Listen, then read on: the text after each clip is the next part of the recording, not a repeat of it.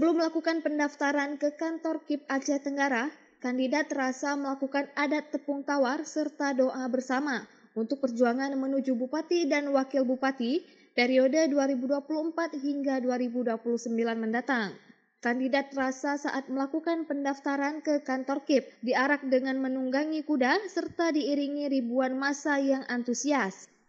Calon Bupati kandidat Rasa Raidin Pinim usai menyerahkan berkas pencalonan menyampaikan bahwa ia optimis memenangkan perhelatan politik menjadi Bupati dan Wakil Bupati. Dengan ribuan massa yang ikut serta dalam mengantar pasangan calon Bupati Rasa menjadi energi yang tak ternilai bagi kandidat Rasa untuk membangun Aceh Tenggara ke depan. Terima kasih rekan-rekan wartawan sekalian yang kami hormati dan kami muliakan.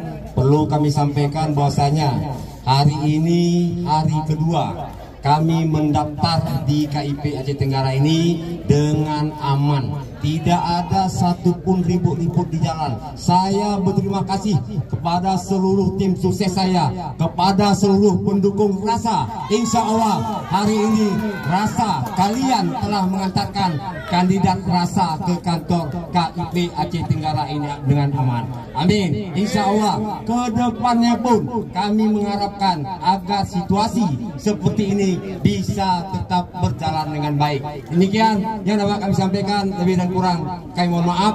Wabillahi taufiq wal hidayah. Wassalamualaikum warahmatullahi wabarakatuh. Dari Aceh Tenggara, Al Mujawadin melaporkan untuk Puja TV Aceh.